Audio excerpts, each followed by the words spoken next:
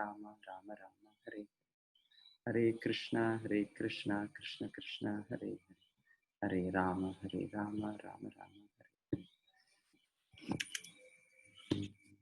So ఆచార్యుల్లో ఒక జీవనము బ్రీఫ్గా ఇక్కడ పెట్టారు స్లైడ్స్. సో వాళ్ళు లెఫ్ట్ టాప్లో మీరు చూసేది, వాళ్ళు చిన్న బిడ్డ ఉన్నప్పుడు, చిన్న అబ్బాయి ఉన్నప్పుడు కూడా వాళ్ళు భగవంతుడ భక్తి చేస్తున్నారు. సో మీరు చూసేది వాళ్ళ ఆచార్యులు వాళ్ళ తండ్రికి ఫోర్స్ చేసి నేను రథయాత్ర చేయాలి, ఎలాగా ఒక మందిరంలో జరుగుతుంది రథయాత్రే. వాళ్ళ ఇల్లు దగ్గరే ఒక రాధా గోవింద మందిరం ఉండే కలకత్తాలో. సో ప్రభుపాదులు రోజు వాళ్ళ తండ్రి వాళ్ళని అక్కడ తీసుకొని పోతుంటారు. సో వాళ్ళు చూస్తూ చూస్తూ అక్కడ ఎలాగా ఒక రథయాత్ర అని ఒక కార్యక్రమం అవుతుంది, నేను కూడా చేయాలి అని వాళ్ళ తండ్రి వాళ్ళకి చిన్న అబ్బాయి ఉన్నప్పుడే వాళ్ళకి ఒక రాధాకృష్ణ మూర్తిలు ఇచ్చారు, బొమ్మలు రాగిచ్చారు. అయితే అది అప్పుడే వాళ్ళకి భక్తి భగవంతుడి పైన ఎంత అంటే, నా ఒక దేవుడికి, నా ఒక మూర్తిలకి కూడా ఎలాగ దేవాలయంలో అవుతుంది, నేను చేయాలి అని వాళ్ళు అంతా వాళ్ళ ఫాదర్కి ఫోర్స్ చేసి, తండ్రికి ఫోర్స్ చేసి, తర్వాత ప్రతి వర్షం ప్రతి సంవత్సరం ఇలాగా వాళ్ళు చిన్నప్పటి నుంచి ఒక రథయాత్ర ఆయోజన చేస్తున్నారు. సో మీరు చూస్తుండేది అంతా నైబరింగ్ బంధువులు స్నేహితులు అంతా చేరి అంతా చేస్తున్నారు. సో వీళ్ళు చిన్న అబ్బాయి 5 సంవత్సరాలు అప్పుడే ఇదంతా చేశారు.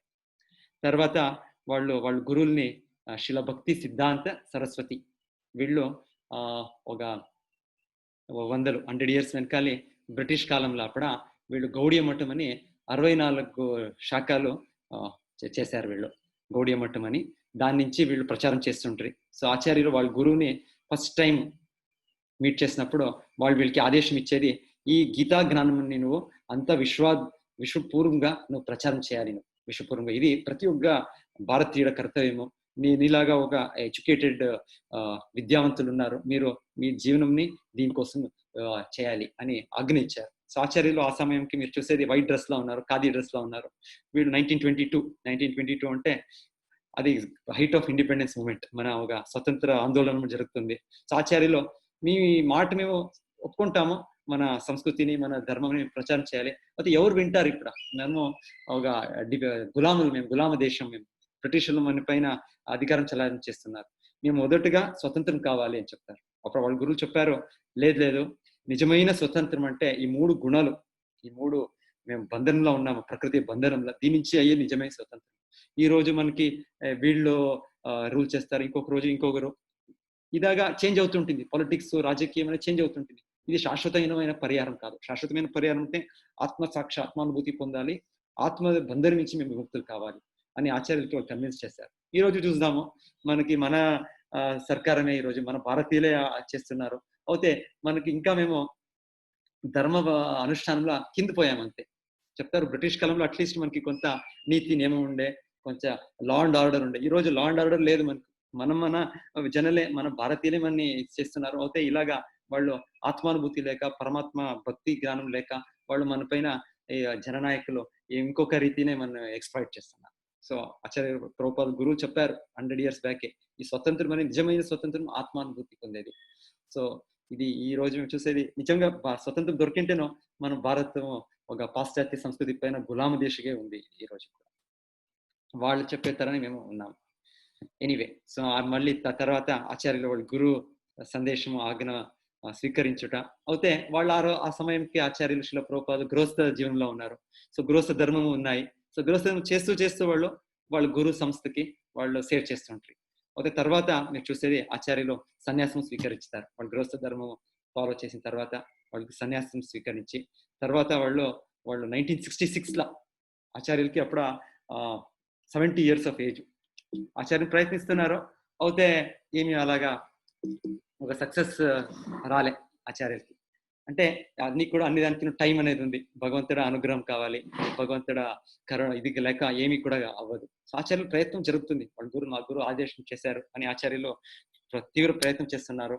గృహస్థ జీవనంలోనే వాళ్ళు ఎలా ప్రచారం చేయొచ్చు అని వాళ్ళు తన దొరికే ఒక డబ్బులు ఇచ్చినో ఇంకొక పుస్తక రాస్తూ మ్యాగజైన్ ప్రింట్ చేస్తూ ప్రచారం చేస్తున్నారు. అయితే ఏమి అంత పెద్దగా కాలే. అయితే వాళ్ళు 70 ఏళ్ళ మేము వినేది వాళ్ళకు 1966లో ఆ సమయంకి ఎవరు ఏం చేస్తారు, ఆ ఏజ్ కంటే మేము అంతే అయింది, రిటైర్మెంట్, నివృత్తిలోగా ఉండాలి మేము. అయితే ఆచార్యులు లేదు, నా గురువు ఆజ్ఞ ఉంది, నేను ఇది చేయాలి అనేది ఆయన ఆచార్యులు ఒక దృఢ నిశ్చయం ఉండే. నిశ్చయించి భగవంతుడు ఒక దాన్ని శాంక్షన్ చేసింది. వీళ్ళు అమెరికాకి ఒక షిప్ లో పోతారు. షిప్ లో ఎవరో వీళ్ళకి తెలిసిన వాళ్ళు ఒక ఫ్రీ ప్యాసేజ్ ఇస్తారు. ఒక నిమిషం, ఏమో కొంత ఇది స్టక్అప్ అవుతుంది, నాకు తెలుస్తాలే. హరే కృష్ణ కృష్ణ కృష్ణ హరే హరే, హరే రామ రామ రామ హరే. ఎనీవే కొంత సమయం ఇది సెట్ అవుతుంది కంప్యూటర్. సో నెక్స్ట్ స్లైడ్ ఏం చూపిస్తుందంటే, ఆచార్యులు ఒక ప్రవాసం పోతారు. ప్రవాసం అంటే అమెరికాకి పోయేటప్పుడు ఒక షిప్ లా పోతారు. షిప్ లో పోయేటప్పుడు వాళ్ళకి 2 హార్ట్ అటాక్ అవుతుంది, హృదయాఘాతం అవుతుంది శిలా ప్రభుపాదుకి. అయితే కూడా వాళ్ళు భగవంతునికి ప్రార్థన చేస్తూ, ఇది నా గురు ఆజ్ఞని పాలించాలి అని. సో తర్వాత చెప్తారు, ఆ షిప్ జర్నీ ఎంతో సుగమంగా ఉండే అంటే, ఎంతో ఇదిగా ఉండే అంటే, అదొక సరోవరం మాదిరి అయింది ఈ సముద్రం అని చెప్తారు. ఆ షిప్ కెప్టెన్ ఎవరు ప్రభుపాదులో ట్రావెల్ చేశారో వాళ్ళ తర్వాత చెప్తారు, నా ఒక సర్వీస్ లా నేను ఒక 30-40 ఇయర్స్ నేను షిప్ కెప్టెన్ గా సర్వీస్ చేశాను. ఇలాగా స్మూత్ జర్నీ ఈ అట్లాంటిక్ సముద్రము చేయలే ఎప్పుడు కాదు అని చెప్తారు. అట్లాంటిక్ సముద్రము, ఆ పెసిఫిక్ అంటే శాంత సముద్రం, శాంత సాగరం. అట్లాంటిక్ అంటే అంతా అది ఇది అలలు, తుఫాన్లు అంతా వస్తుంటాయి. అయితే చెప్తారు, ఆచార్యులు ప్రవాసం చేసేటప్పుడు వాళ్ళకి హార్ట్ అటాక్ అయిన తర్వాత భగవంతుడు వాళ్ళకి వాళ్ళ స్వప్నంలో వచ్చి, నేను నీకు తోడుకోపోతాను, నువ్వు ఆలోచించొద్దు, నువ్వు నేను రక్షణకు నీకు ఉన్నాను అని భగవంతుడికి అందుతారు. కానీ అలాగే ఆ సముద్రం, సాగరం అనేది అట్లాంటిక్ సముద్రం అంత ఇది ఇంకా సరోవరంగా మేము ఈజిపోవచ్చు అలాగపోతుందంట. తర్వాత ఆచార్యులు అమెరికాలో బాస్టన్ లా మొదటగా వాళ్ళు ల్యాండ్ అప్ అయ్యి, మళ్ళీ తర్వాత న్యూయార్క్ లా ల్యాండ్ అప్ అయ్యి, అక్కడ కూడా తీవ్ర కష్టాలు ఉన్నాయి.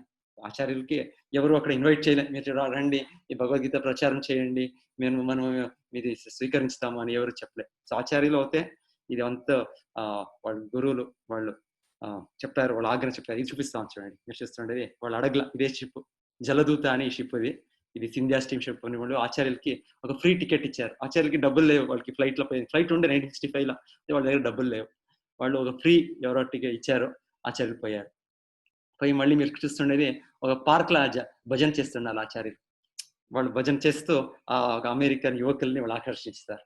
ఈ మహామంత్రం ఏమి వింటున్నామో ఈ శుద్ధ భక్తుల నుంచి విన్నప్పుడు మన హృదయం మార్చింది. మనలో ఉండే అంత అజ్ఞానం, మనలోగా ఉండే నాస్తికత్వము, మనలోగా ఉండే భ్రమ అంతా కూడా తొలగిపోతుంది. ఆచార్యుల శుద్ధ ధ్వనిని విని వాళ్ళు అమెరికన్ యువకులు వాళ్ళు దీనికి ఆకర్షితులై ఆచార్యులు వాళ్ళకి శిష్యులే చేసుకొని ఆచార్యులు వాళ్ళు ఆజ్ఞించారు, మీరు ప్రచారం చేయాలి అంతా. నేను ఎలాగా భారతం నుంచి వచ్చి నేను స్టార్ట్ చేశాను, మీరు ఒక్కొక్కరు పోయి ఒక్కొక్క దేశంకి కేంద్రాలు స్టార్ట్ చేయాలని ఆచార్యులు అంత వయసులో 70 years of age law start చేసింది. వాళ్ళు దాని తర్వాత 11 సంవత్సరాలు ఆచార్యులు ఉన్నారు.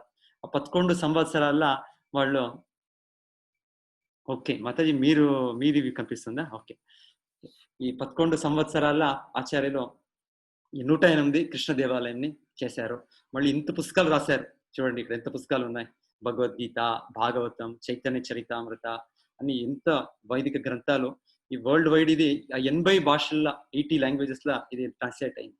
ఈ గీత, భగవద్గీత అంతా ట్రాన్స్లేట్ అయ్యి అంతా కూడా భక్తులు Russia, Africa, America, Europe, Australia ఏ దేశంలో లేదు, అన్ని పక్కన ఈ భగవద్గీతని వాళ్ళు అధ్యయనం చేస్తున్నారు. ఇదంతా పాటించుతున్నారు. వాళ్ళు భగవంతుడి నామాన్ని జపించితే వాళ్ళ జీవనంని పరిపూర్ణం చేసుకుంటున్నారు. సో ఇదంతా ఇది క్రెడిట్ వీళ్ళకి పోతుంది. ఎవరు? మన ఆచార్యులైన వ్యవస్థాపక ఆచార్యులైన శ్రీల ప్రభుపాదులకి. సో వీళ్ళని ఎవరు మీట్ చేశారు, వాళ్ళ భక్తులు ఇప్పుడు కూడా ఎవరు వాళ్ళు మాట్లాడే స్టార్ట్ చేస్తే వాళ్ళు ఎండ్ చేసే కాదు, ఇప్పుడు కూడా వాళ్ళు స్మరణ వాళ్ళు చెప్తారు, అంతా వాళ్ళు దైవీ పురుషులు చెప్తారు. అయితే వీళ్ళు భగవంతులు కాదు, భగవంతుల సేవకులు. ఎప్పుడు కూడా ఆచార్యులు చెప్పినప్పుడు, మీరు ఇంత పవాడం చేశారు కదా, ఇలాగా ఇంత ప్రచారం చేశారు కదా చెప్తే, లేదు నాకేం క్రెడిట్ కాదు, నా గురు ఆజ్ఞను పాలించాను. ఏం క్రెడిట్ ఉంటారు మా గురువుకి, నేను యథాతథంగా నేనేమి ఒక చేంజ్ చేయక చేశాను అని ఆచార్యులు చెప్తారు. హరే కృష్ణ కృష్ణ కృష్ణ హరే హరే, హరే రామ రామ రామ.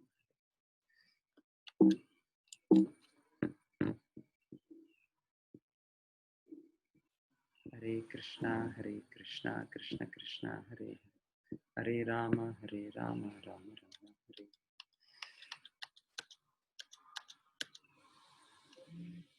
మొదటి అధ్యాయము మెయిన్ ఏమంటే, ఇది ఒకే సీను, యుద్ధం అవుతుంది. అయితే 3 రకంగా మీరు ఇది చూస్తారు, రియాక్షన్స్ చూస్తారు. మీరు చూస్తున్నారు ధృతరాష్ట్రుడు, ఇంకొకటి చూస్తున్నారు దుర్యోధన, ఇంకొకటి చూస్తున్నారు మీరు అర్జున. సో ముగ్గురు ఒకే యుద్ధ భూమిలా ఎలాగ వాళ్ళ ఆలోచన చూడండి. ప్రథమ అధ్యాయంలో అది చూస్తాం. మొదట శ్లోకం ఎవరు చెప్పారు భగవద్గీత మొదట? ధృతరాష్ట్రుడు. ధృతరాష్ట్ర ఉవాచ ధర్మక్షేత్రే కురుక్షేత్రే సమవేతాయుయుత్సవః మామకాః పాండవాశ్చైవ కిం అకుర్వత సంజయ. ఇది కూడా నేను రికార్డ్ అయ్యే పెడతాను దీంట్లో, మీరు అక్కడ వినొచ్చు. అన్ని శ్లోకాలు పెడతాం అక్కడ. ఇక్కడ మేము ముఖ్య శ్లోకం మనం చూస్తాం. సో ఇక్కడ ఏం చెప్తున్నారు అంటే ధృతరాష్ట్రుడు ఎలాంటి మహాభారత యుద్ధం ఏమవుతుంది అనేది సంజయునికి కనిపిస్తా ఉంది. హస్తినాపురంలో న్యూఢిల్లీలో ఉండి వాళ్ళకి ఈ కురుక్షేత్ర అనేది హర్యానాలో ఉంది. అంత దూరంగా వాళ్ళకి అంత టీవీ లాగా కనిపిస్తుంది. వాళ్ళ హృదయంలోనే ఒక టీవీ ఆన్ అయింది. అంటే ఆ వ్యాసదేవ మహర్షిల వాళ్ళ అనుగ్రహం ఇచ్చి వాళ్ళకి ఒక దివ్య దృష్టి దొరికింది. దాని నుంచి ఏమవుతుంది మహాభారత యుద్ధంలో వాళ్ళని సంజయుడికి కనిపిస్తుంది. ఆ సంజయునికి ధృతరాష్ట్రుడు ప్రశ్నిస్తున్నారు, ఏం చేశారు నా వాళ్ళు, నా సహోదరుల పుత్రులైన పాండవులు ఏం చేశారు అని ప్రశ్న వేస్తున్నారు. సో ఈ ధర్మక్షేత్ర కురుక్షేత్ర అంటే ఇది ఒక కురుక్షేత్ర అనేది ఒక ధర్మక్షేత్రం, పవిత్ర భూమి. సో పవిత్ర భూమిలో ఒక ప్రభావంగా ఎక్కడ నా పుత్రులైన దుర్యోధనుడు దుశ్శాసనుడు వాళ్ళు మనసు బదిలీ చేసి వాళ్ళు ఒప్పందం చేసేస్తారేమో అని వాళ్ళకి ఒక సందేహం వచ్చిందంట వాళ్ళకి. దానికి వీళ్ళు ఇలాగా ప్రశ్నిస్తున్నారు. సందేహంగా వీళ్ళు ప్రశ్నించేది, ఏం చేశారు వాళ్ళు, ఏం చేశారు యుద్ధ భూమిలో, ఏం చేస్తారు అంటే యుద్ధ భూమిలో యుద్ధం చేస్తారు. మీరు కాలేజీకి పోయి ఏం చేస్తారంటే స్టడీ చేస్తారు. లైబ్రరీకి పోయి ఏం చేస్తారు, స్టడీ చేస్తారు. మీరు ఒక స్పోర్ట్స్ ఫీల్డ్కి పోయి ఏం చేస్తారంటే స్పోర్ట్స్, మీరు క్రికెట్ చూస్తారు, క్రికెట్ ఆడతారు. లేకుంటే మీరు ఒక హాస్పిటల్కి పోతే ఏం చేస్తారు, అక్కడ పోయి కన్సల్టేషన్ డాక్టర్ తీశారు. అది ఆబ్వియస్. అయితే ఈ ప్రశ్న వీళ్ళు ఎలా వేస్తున్నారు అంటే వీళ్ళకి ఒక ఆతంకం, ఇదైంది, సందేహం వచ్చింది. ఈ ప్రభావంగా, ఈ ధర్మ క్షేత్ర ప్రభావంగా ఇక్కడ నా వాళ్ళు, నా పుత్రులు ఒక రాజీ చేశారో, ఒక ఒప్పందం చేసేసారో అని వాళ్ళకి ఒక డౌట్ అవుతుంది. అలాగే ఈ ప్రశ్న వేసేది చెప్తారు. అంటే ఈ ధర్మక్షేత్రం అనే దాంట్లో ధర్మం అనేది నిలుస్తుంది. ఎవరు పాండవులు, యుధిష్ఠిరుడు వాళ్ళు ధర్మంగా ఉండేదానికి వాళ్ళకి విజయం దొరికింది. సో అది నిర్ణయం అది దీని నుంచి. సో ఈ ప్రశ్నకి సంజయుడు 2వ శ్లోకం నుంచి ఉత్తరిస్తారు. సో వాళ్ళు ఇది ఇంకొకటి ఏం చూపిస్తుంది అంటే, ఎలాగ మేము పాలని కొన్నప్పుడు ఏమో ఒక లెమన్ వేసి మేము దాన్ని ఇచ్చేస్తాం, బ్రేక్ చేస్తాం, మళ్ళీ పన్నీర్ అనేది దొరుకుతుంది. సో పాలలో అప్పుడు ఆ పన్నీర్ ఒకటి అవుతుంది, ఆ నీళ్ళు ఒకటి అవుతుంది. ఆ పన్నీర్ మనకు కావాలి, ఆ నీళ్ళు దాన్ని యూజ్లెస్, దాన్ని డిస్కార్డ్ చేస్తాం. సో అలాగే చెప్తారు, ఇది ఈ కురుక్షేత్ర యుద్ధము ధర్మక్షేత్రం అయినప్పటి నుంచి, భగవంతుడే స్వయంగా ఉన్నప్పటి నుంచి ఇక్కడ ఈ భగవంతుడు సపరేట్ చేస్తారు. ఎవరు ధర్మంగా ఉన్నారు, ఎవరు అధర్మంగా ఉన్నారు.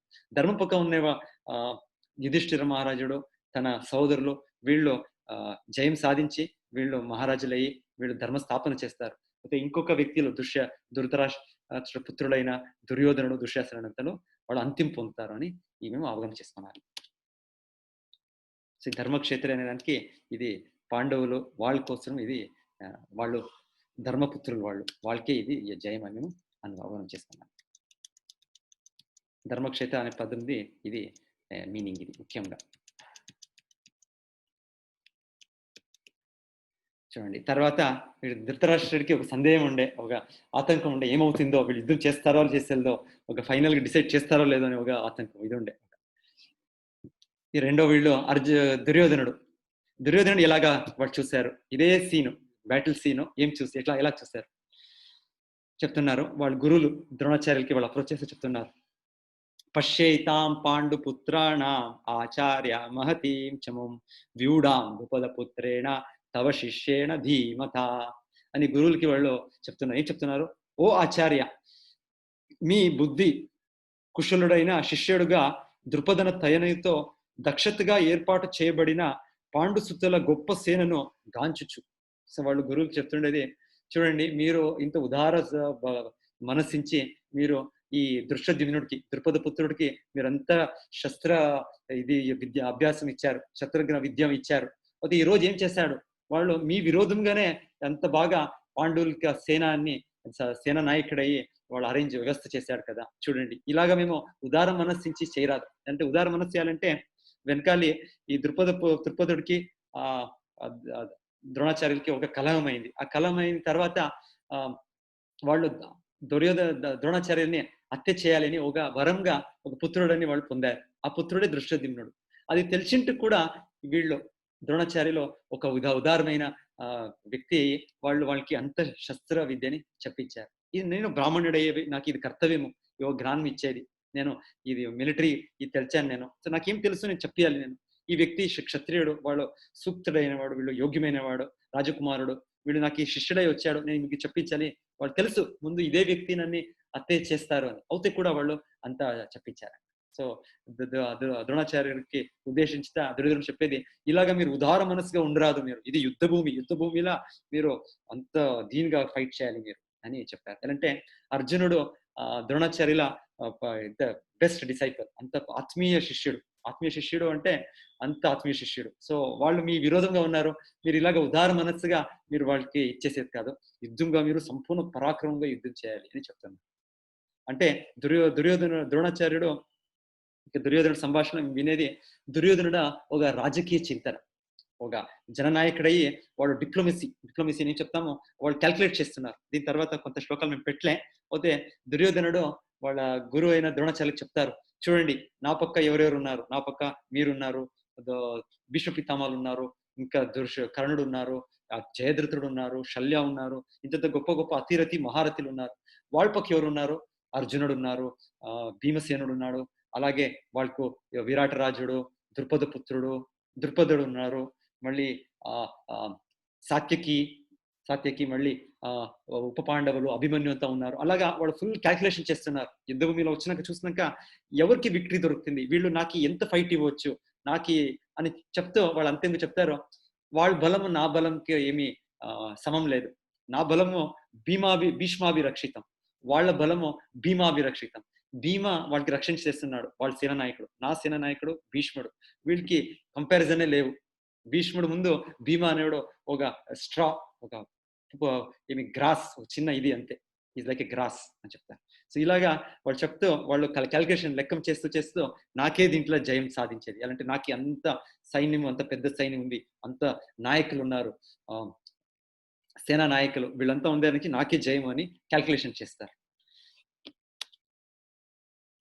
చూడండి, అయితే కొంచెం వాళ్ళకి ఇదైంది, భయం అయిందంట. ఎందుకంటే వాళ్ళు ఎక్స్పెక్ట్ చేయలేవాళ్ళు, ఇంత వాళ్ళు పాండవులు వనవాసం తర్వాత, అజ్ఞాతవాసం తర్వాత ఇంత పెద్ద సైన్యం తెస్తారు, ఇంత కొంత వాళ్ళు వ్యవస్థ చేస్తారు అనుకోలేదంట. వాళ్ళు అనుకున్నారంట వీళ్ళు 5 మంది అంతే, వీళ్ళని ఒక ½ an hour లో మేము వీళ్ళని వీళ్ళంత హత్య చేసి మనకే రాజ్యము అనుకున్నారు దుర్యోధనుడు. దానికి వీళ్ళకి ఒక షాక్ అయిందంట, ఎలాగ వీళ్ళు వనవాసం తర్వాత, అజ్ఞాతవాసం తర్వాత ఇలాగ ఒక సైన్యంని వీళ్ళు సమూహంని తెచ్చారు అంటే ఇది అది కూడా అవుతేనో నాకు వీళ్ళు సమం కాదు, నాకు భీష్మ పితామహులు ఉన్నారు, ద్రోణాచార్యులు ఉన్నారు, వీళ్ళు సామర్థ్యంగా వీళ్ళందరూ ముందు ఏమీ లేదు అని వీళ్ళు అనుకుంటారు.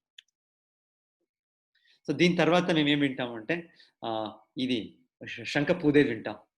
తత శ్వేతైరహైర్యుక్తే మహతి స్యందనే స్థితో మాధవ పాండవాశ్చైవ దివ్యౌ శంఖౌ ప్రదద్మతు. సో తన దివ్య శంఖంని వీళ్ళు పూదుతారు. ఎవరు? అర్జున మళ్ళీ కృష్ణుడు. పాంచజన్యం ఋషి అంటే వీళ్ళు పూదే ముందు భీష్మ పితామహుడు పూదుతారు. ఎలాంటి భీష్మ పితామహులకి తెలుసు దుర్యోధనుడికి కొంత ఆతంకం అవుతుంది, ఇది ఏమి అవుతుందో యుద్ధము అని. సో వాళ్ళకి ఎంకరేజ్ చేసేదానికి వాళ్ళు ముద్దులు పూదుతారు. దాని తర్వాత ఇప్పుడు అర్జున మళ్ళీ కృష్ణ ఆమె అంతా పాండవులు వాళ్ళ పక్కుండే సేనా నాయకులందరూ కూడా శంఖం పూదుతారు. పాంచజన్యం ఋషికేశో దేవదత్తం ధనంజయ పౌండ్రం దద్మౌ మహాశంఖం భీమ కర్మ వృకోదర. ఇక్కడ చెప్పారు ఈ పాండవులు పూదిన శంఖము దివ్య శంఖము అని చెప్పారు. చూడండి, సో ఇవి దీన్ని భగవంతుడ శంఖం పేరు పాంచజన్య అని. సో ఈ దివ్య శంఖం ఇది. సో ఇది పూదేది సూచన ఏమంటే ఇది భగవంతుడు పక్క ఉండే వీళ్ళకే ఇక్కడ వీళ్ళకి జయము అని అవగాహన చేసుకోవచ్చు.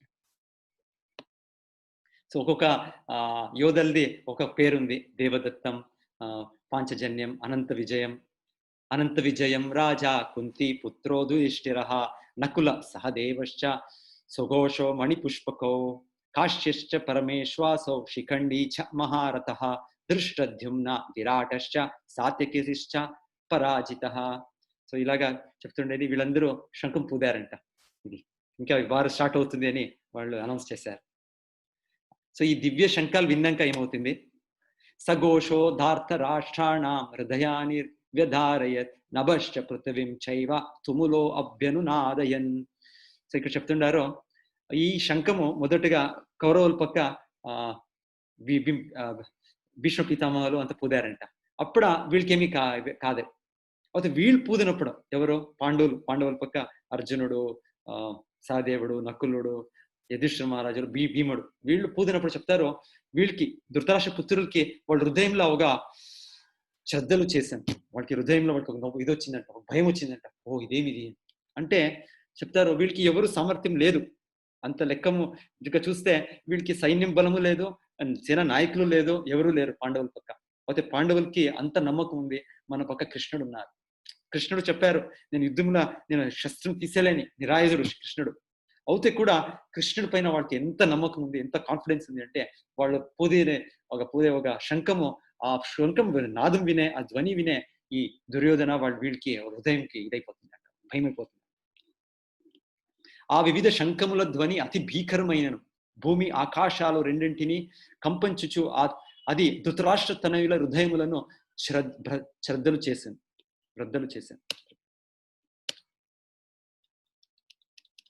సో దీని తర్వాత అనౌన్స్ అయింది వారు ఇప్పుడు యుద్ధం స్టార్ట్ కావాలి. సో ఇదంతా యాళ్ళు కావాలి, మేము భగవద్గీత అవగాహన చేసుకోవాలి, ధర్మంని అయితే తెలుసుకోవాలి. యాళ్ళు ఇవంతా ఈ సేనా నాయకుల పేరు చెప్తున్నారు, వాళ్ళు ఈ శంఖం పూదారని చెప్తున్నారు, ఇవాళ లెక్కం చేస్తున్నారని చెప్తున్నారు.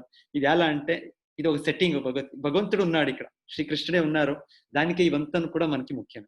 భగవంతుడు ఉన్నప్పుడు ఆ రాజకీయం కావచ్చు, ఒక చరిత్ర కావచ్చు, ఒక్కొక్క ఏమి ఇక్కడ విషయం కావచ్చు, భగవంతుడు ఉన్నప్పుడు అన్ని కూడా ముఖ్యమే. దానికి మేము వివరణాన్ని మేము వినేదానికి మేము ముఖ్యం.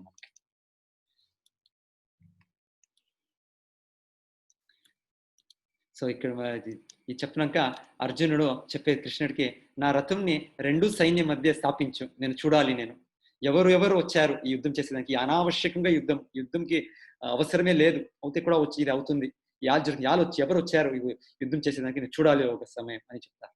సేనయారుభయోర్ మధ్య రథం స్థాపయమే అచ్యుత యావదేత నిరీక్షేహం యోద్ధుం కామం అవస్థితాన్ సహ యోద్ధవ్యం అస్మిన్ రణ సముద్యమే. సో మళ్ళీ తర్వాత భగవంతుడు ఈ రెండు సైన్యం మధ్య ఇక్కడ రథంని పెడుతున్నారు, అది చూస్తాం. భీష్ముడు, ద్రోణుడు మరియు ఇతర భూపలకుల సమక్షమున శ్రీకృష్ణుడు, ఓ పార్త, ఇచ్చట కూడి ఉన్నటువంటి కురువంశీయులందరినీ గాంచుచు అని పలికారు. సో భగవంతుడు ఈ రెండు సైన్య మధ్య పెట్టినాక అర్జునుడు చూస్తున్నారు, రెండు పక్కన నా వాళ్లే ఉన్నారు కదా, నా సోదరులు ఉన్నారు, నా సైన్య సేనాని ఉన్నారు, ఇంకొక పక్క నా దాయాదిలో నా బంధువులే ఉన్నారు, నా స్నేహితులే ఉన్నారు అని వాడు చూస్తున్నారు. ఇంకొకటి ఇక్కడ ఏం చెప్పేది అంటే, ఇక్కడ ఎంతో సూచనలు, ఈ ధర్మక్షేత్ర, ఇది దైవ రథము, ఈ రథంని అగ్ని ఇచ్చారు, అగ్ని గిఫ్ట్ చేశారు. కపిధ్వజ, ఈ కపిధ్వజ అర్జునుడ, ఇది ధ్వజం కపిధ్వజ, ఆంజనేయుడు ఉన్నారు, మన శంఖనాదం, ఇవంతా ఏం సూచించిందంటే వీళ్ళకే జయం అని వచ్చేది. గాంధీవ అనేది ఈ అర్జునుడికి దొరికే ఒక అస్త్రము, గాంధీవము, అది కూడా ముందు చెప్తారు. పశుపతాస్త్రము, అది శివుడించి వరం నుంచి వాళ్ళకి దొరికింది. సో ఇవంతా ఏమేంటే ఎక్స్ప్లెనేషన్ ఏమంటే, ఈ సూచన ఏమంటే ఈ జయము ఎవరికి? పాండుపుత్రులకే జయము అని.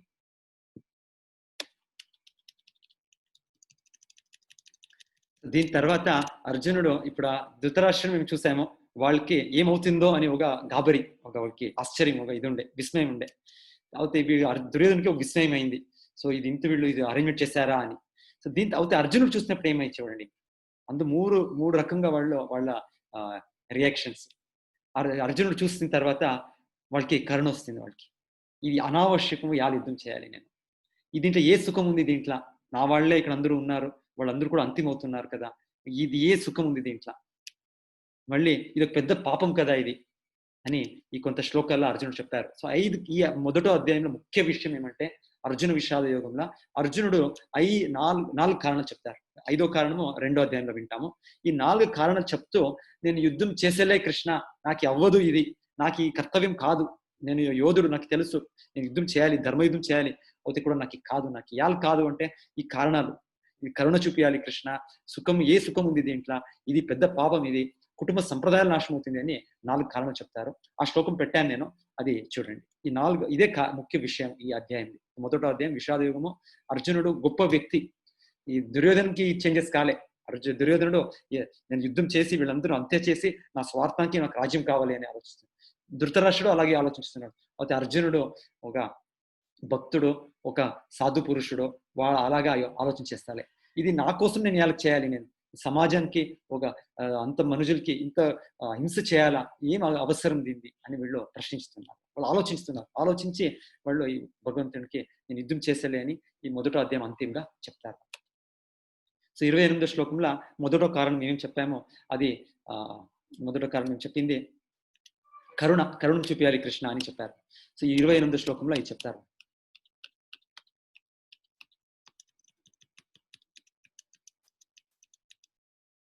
నచ శ్రేయో అనుపశ్యామి హిత్వా స్వజనమాహవే నకాంక్షే విజయం కృష్ణ నచ రాజ్యం సుఖాని చ. 31 ఇది, 28 ఈ శ్లోకంలో. దృష్ట్వేమం స్వజనం కృష్ణం యుత్సం సముపస్థితం సీదంతి మమ గాత్రాణి ముఖం చ పరిశుష్యతి. చెప్తున్నారు వాళ్ళు, నా నిల్చుకోనికి అవుతారే, నాకి తల తిరుగుతుంది, నాకి దేహంలో కంపనం అవుతుంది, నాకు ఇది ఏం చేస్తున్నాను, ఏం చేస్తున్నా, ఇంతమంది ఇక్కడ హత్య అవుతున్నారు కదా, ఇది ఎంత ఏమి నేను ఇంత ఒక కట్టుకుడైపోయానా, ఎంతో నేను ఒక క్రూరుడైపోయానా, ఇలాగ చేస్తున్నాను కదా నేను, ఇది కరుణ వస్తుంది. ఆ కరుణ మించి చెప్తున్నారు, నాకు కాదు కృష్ణ, నాకు తలగాకి నాకు స్థితిలే అని చెప్తున్నారు అర్జునుడు. అది మీరు మొదట కారణము చెప్పేది, కరుణ చూపించాలి వేరే వ్యక్తుల పైన. కరుణ లేక ఉంటే అది జీవంగా ఉండి నీ ప్రయోజనం ఏమి, మనుషుడుగా ఉండి ప్రయోజనం ఏమి అని అర్జునుడు చెప్తున్నారు. రెండో కారణము, ఓ కృష్ణ, ఈ యుద్ధమునందు నా స్వజనమును చంపుట ద్వారా ఏ విధముగా శ్రేయస్సు కలుగలదో నేను గాంచలేకున్నాను. తదనంతర విజయమును గాని, రాజ్యమును గాని, సుఖమును గాని నేను వాంఛించలేకున్నాను. చెప్తున్నారు, మనకి ఇక్కడ ఎంజాయ్ చేయాలి, భోగించాలి అంటే మన బంధువులు కావాలి, మన స్నేహితులు కావాలి. వాళ్ళందరూ హత్య అయినాక ఏం మనకు ఒక ₹1 కోటి ఇస్తేనే, $1 బిలియన్ ఇస్తేనే ఏం ప్రయోజనం? అంత మన వాళ్ళు ఎవరు లేకున్నప్పుడు ఏం సుఖం దొరుకుతుంది మనకి కృష్ణ? నా వాళ్ళు ఉన్నారు, నా నా గురులయ్య ద్రోణాచార్యులు ఉన్నారు, నా పితామహులైన భీష్ములు ఉన్నారు, నా దాయదులైన వీళ్ళు ఉన్నారు.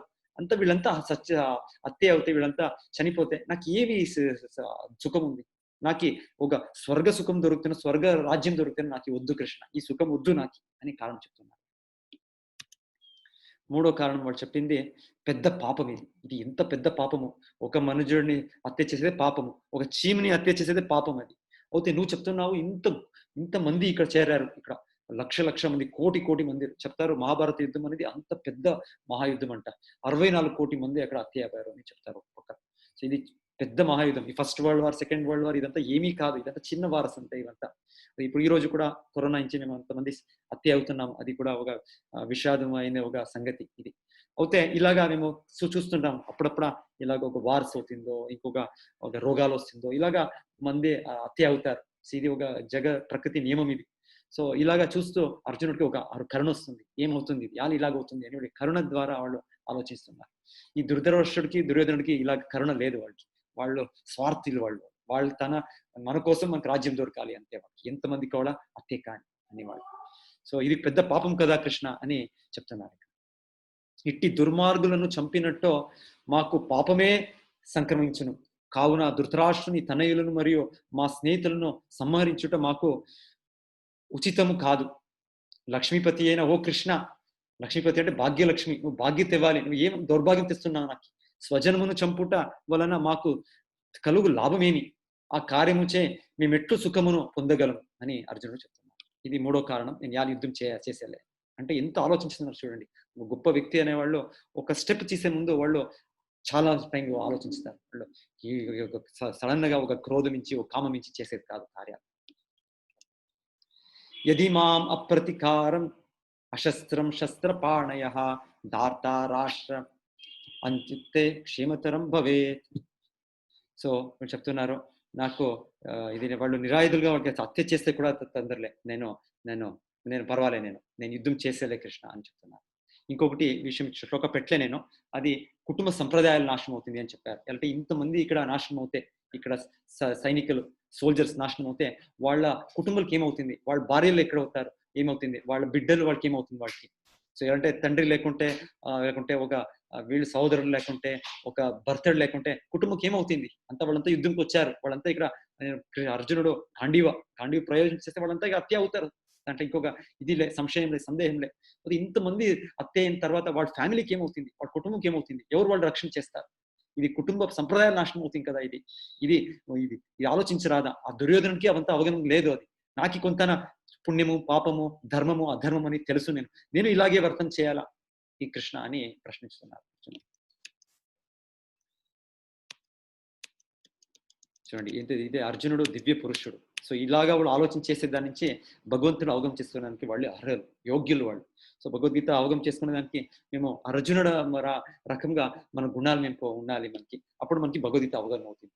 ఈ దుర్యోధన ధృతరాష్ట్రుడు విన్నారు భగవద్గీత అని. అయితే వాళ్ళు చేంజ్ కాలేవాళ్ళు. ఎలాంటే వాళ్ళు ఇట్లా అసుర స్వభావంలో ఉన్నారు వాళ్ళు. అయితే అసురులు కూడా వింటూ మన అసుర స్వభావం ఉంది మనకి. అయితే వింటూ మేము మార్చుతాం. సో అది మేము భగవద్గీత అధ్యాయాన్ని ముందువరిచి అయితే ఈజీగా ఎవరైనా ఇట్లా సద్గుణాలు ఉంది అర్జునుడు రకంగా వాళ్ళు స్వభావం ఉంటే తక్షణమే త్వరనే భగవద్గీత సందేశం వాళ్ళకి అవుతాం. మనకు అది ఈ కలియుగా మనకు లేదు ఇదంతా మనకు అయితే కూడా భగవద్గీత వినాలి మేము వింటూ మేము దుర్యోధన ధృతరాష్ట్రుడు అవుతే మేము తొందరలే మనము మార్చుతాం అర్జునుడు రకంగా మేము అవుతాం. సో అందరూ భక్తులు అంతా వచ్చారు ఇది వినేదానికి మీకు అంతా ధన్యవాదాలు. సో ఈ ప్రథమ అధ్యాయం ఇది విషయము రేపించి 2-3 అధ్యాయంతో చూద్దాం మేము. సో ఇక్కడ ఒక సారాంశం ఇచ్చారు. మొదట శ్లోకంలో ధృతరాష్ట్ర విచారణ జరిగింది. మళ్ళీ 2-11 శ్లోకంలో దుర్యోధనుడు భయం చూపిస్తున్నారు. ఇది లెక్కం చేస్తున్నారు. నాక ఇక్కడ విజయము వాళ్ళక విజయము, నా పక్క ఎవరున్నారు వాళ్ళ పక్క ఎవరున్నారు అని పాలిటిక్స్ వాళ్ళు క్యాల్కులేట్ చేస్తున్నారు. 3వ భాగంలో 12-16 శ్లోకము ఆ శంఖనాదం గురించి కొంచెం మేము వినింది. వీళ్ళు చెప్పారు, వీళ్ళు పూదారు, వాళ్ళు పూదారు. అయితే ఈ పూదైనది నుంచి వీళ్ళకి విజయం దొరికేది అన్నట్టు వీళ్ళకి ఎంత నమ్మకం ఉంది భగవద్గీత పైన అని చూసాం మేము పాండవులకి. అంటే అర్జునుడి పరిశీలనము 20-27 శ్లోకంలో అర్జునుడు పోరాడ లేదు అనే కారణాలు 28-46 శ్లోకాలు వస్తుంది. సో ఈ అధ్యాయం గీతా పాఠం ఏమంటే జీవితంలో మనకు ఎటువంటి సందేహం కలిగిన ప్రామాణికమైన గురువుని మరియు భగవద్గీతను ఆశ్రయించాలి. సో ఇప్పుడు అర్జునుడికి ఒక కన్ఫ్యూజన్ అవుతుంది, సందేహం వస్తుంది. ఏం చేస్తారు? 2వ అధ్యాయంలో కృష్ణుడు వాళ్ళు శరణాగతి పొందుతారు. అలాగే మన జీవనంలో ఎంతో మనకి కన్ఫ్యూజన్స్ ఉన్నాయి, సంశయాలు ఉన్నాయి, సందేహాలు ఉన్నాయి. ఏం ఏం చేయరాదు, మేము ఏం చేయాలంటే ఈ కృష్ణుడి నుంచే వచ్చే గురుష్య పరంపర ద్వారా ఆ గురువు నుంచి భగవద్గీత వినాలి, మేము భగవద్గీతని ఆశ్రయించాలి. అప్పుడు మనకి ఇది దొరుకుతుంది.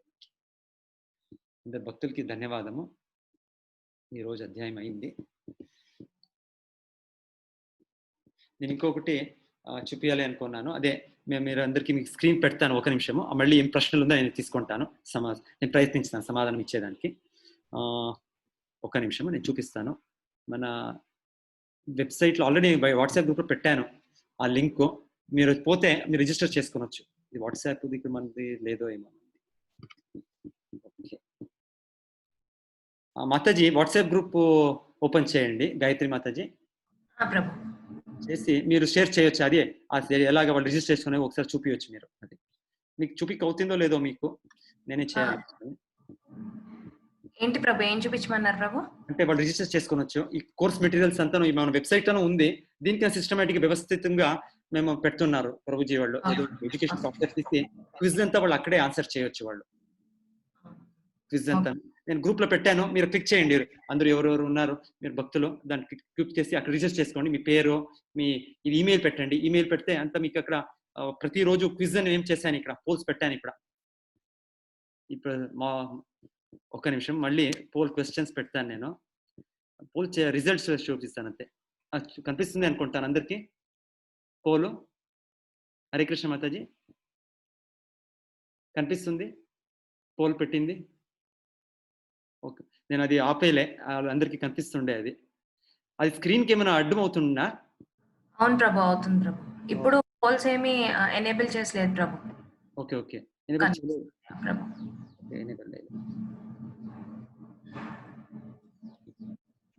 కనిపిస్తుందా? ఇప్పుడు కనిపిస్తుంది ప్రభు. రిజల్ట్ షేర్ చేస్తున్నారు ప్రభు.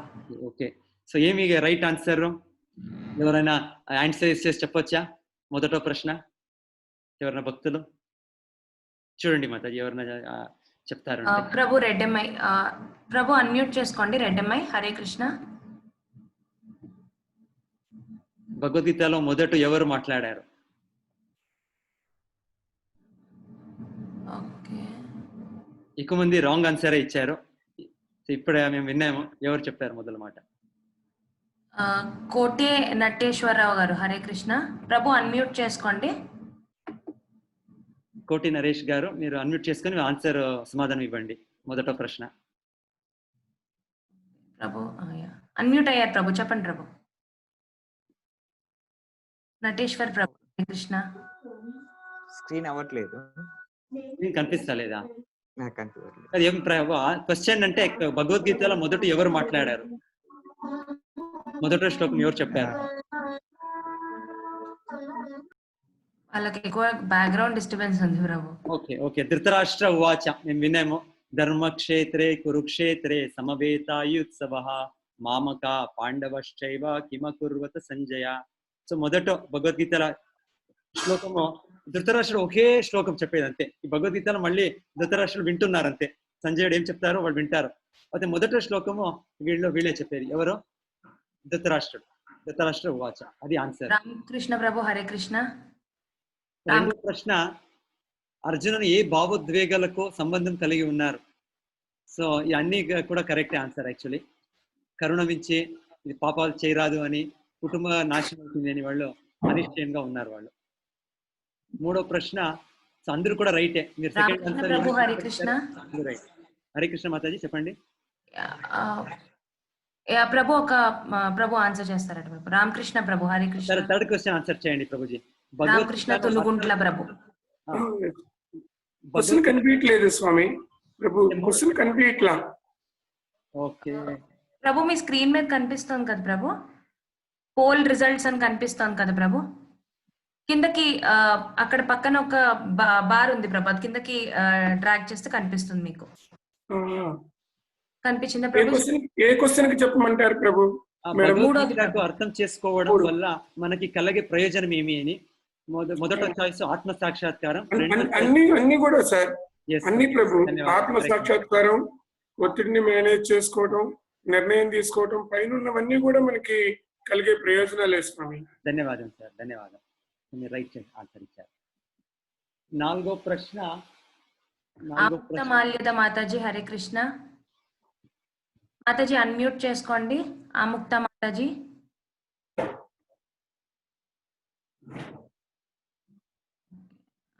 మాతాజీ unmute option.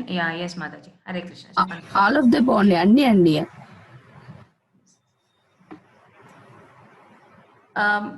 Answer is all అండి, అన్ని. ఆత్మ సాక్షాత్కారం. ప్రభు మీరు మ్యూట్ అయిపోయారు. శ్రీవాస్ ప్రభు హరే కృష్ణ. హరే కృష్ణ మాత, నేనే మ్యూట్ చేసుకున్నాను. ఓకే. మూడో ప్రశ్న ఇచ్చారు. నాలుగో ప్రశ్న ఎవరు ఆన్సర్ చేస్తారు? నాలుగో ప్రశ్న సత్య కళ్యాణి మాతాజీ హరే కృష్ణ. నాలుగోది అయితే తెలుసు చూడండి. ఐదోది ధృతరాష్ట్రుడు కురుక్షేత్ర ధర్మక్షేత్ర అని పలికినప్పుడు వారి భావన ఏమిటి? జగన్ ప్రభు హరే కృష్ణ. జగన్ ప్రభు.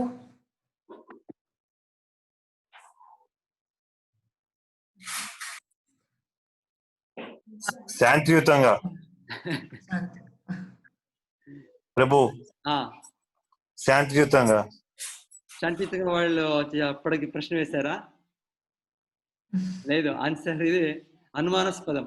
ఏమవుతుందో ఈ ధర్మక్షేత్ర యుద్ధ భూమిలా ఇది ధర్మక్షేత్రం, ఇది కురుక్షేత్రం అనేది ధర్మక్షేత్రము. ఈ ధర్మము ప్రభావంగా, క్షేత్ర ప్రభావంగా ఎలాగా నా పుత్రులు వాళ్ళ ఇదిని ప్లాన్ ని వాళ్ళు చేంజ్ చేశారేమో వాళ్ళు అని వాళ్ళకి సందేహం. అనుమానాస్పదం యాక్చువల్ ఆన్సర్. ఓకే ప్రభు. అండ్ పాక్షికంగానూ చెప్పొచ్చు వాళ్ళ భావన. ఒకటి సెకండ్ థర్డ్ కూడా కరెక్టే. వాళ్ళు వాళ్ళ బిడ్డల పక్కనే వాళ్ళు పార్షియల్ ఉన్నారు వాళ్ళు. అది కూడా ఆన్సర్. యాక్చువల్ 2, 3 కూడా కరెక్టే. సో ఆరోది ప్రశ్న, దుర్యోధనుడు ఎవరి దగ్గర చెప్తారు? సౌపర్ణిక మాతాజీ హరే కృష్ణ. హరే కృష్ణ మాతాజీ. ఆచార్యుల వారు, ద్రోణాచార్యుల వారు దృష్ట్వాతు పాండవానికం వ్యూఢం అనే శ్లోకంలో మనకు ఆచార్యుల వారి గురించి, ద్రోణాచార్యుల వారి గురించి చెప్పడం జరుగుతుంది. అదే, ధన్యవాదాలు మా ప్రభుజీ మాతాజీ. హరే కృష్ణ. హరే కృష్ణ. ఇంకెవరికైనా ప్రశ్నలు ఉంటే చూడండి. యాక్చువల్లీ ఇంకొకటి బ్రేక్అవుట్ రూమ్స్ అనేది ఉన్నాయి, రేపించి నేను కూడా నేర్చుకుంటాను. అది చేస్తే మీ తర్వాత మేము కొంత స్మాల్ గ్రూప్స్ గా కొంచెం క్వశ్చన్ ఆన్సర్స్ ఆన్సర్ చేయొచ్చు. మాతాజీ గారు రేపించి చూద్దాం. ప్రభు చాలా మంది చాట్ బాక్స్ లో కూడా ఇచ్చారు ప్రభు వాళ్ళ ఆన్సర్స్. అందరూ ప్రభు. చాట్ బాక్స్ ఎవరైనా ప్రశ్న మేము పెట్టారా? అది ఫస్ట్ ఆన్సర్ చేయొచ్చు మేము. ప్రభు మంజుష అయ్యాల సోమయాజుల మాతాజీ డౌట్ ఉందట ప్రభు. అన్మ్యూట్ చేస్తాను ప్రభు మాతాజీకి.